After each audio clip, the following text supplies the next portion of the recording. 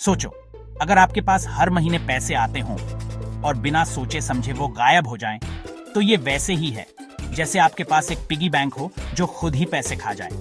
अब सवाल ये है, पैसे आते तो हैं, बचते क्यों नहीं?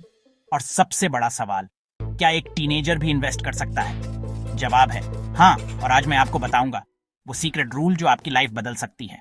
टीनेजर्स की सबसे बड़ी प्रॉब्लम यही है, इंस्टेंट खुशी के लिए इंस्टेंट खर्चा। पिज्जा आया तो पैसे गए, शॉपिंग एड देखा पैसे गए, गेमिंग ऑफर आया फिर पैसे गए, पर जब असली जरूरत पड़ती है तब पॉकेट मनी खत्म। अगर अभी से कंट्रोल नहीं किया तो फ्यूचर में बैंक बैलेंस 0 और रिग्रेट 100। अगर आपकी इनकम 1000 आवर्स है तो ये मत सोचो कि 1000 आवर्स हम खर्च करने का लाइसेंस, बल्कि यूज करो 4-20 रूल।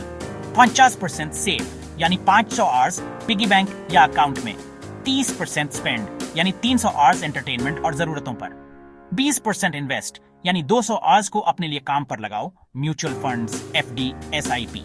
यानी पैसा सिर्फ आपके हाथ में नहीं, आपके दिमाग में भी होना चाहिए। सोचो, आप हर महीने सिर्फ 200 आवर्स इन्वेस्ट करते हो, 5 साल बाद सिर्फ बचत नहीं, आपके पास डबल पैसे हो सकते हैं। अब इमेजिन करो, अगर आपने गेमिंग पर खर्च किए 200 आवर्स इन्वेस्ट कर दिए, तो वही 200 आवर्स फ्यूचर में 500 आवर्स, 600 आवर्स बन सकते हैं। मतलब आज का छोटा सैक्रिफाइस कल का बड़ा सरप्राइज गिफ्ट।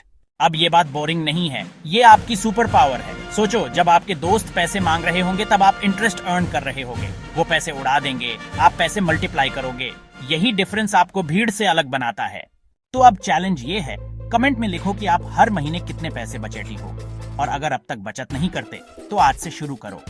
क्योंकि अगर आप टीनेजर होकर भी इन्वेस्ट करना शुरू कर देते हो तो फ्यूचर में आप सिर्फ रिच नहीं, फाइनेंशियली फ्री बन सकते हो। Like, share, follow and subscribe करके इस सेविंग रेवोल्यूशन का हिस्सा बनो।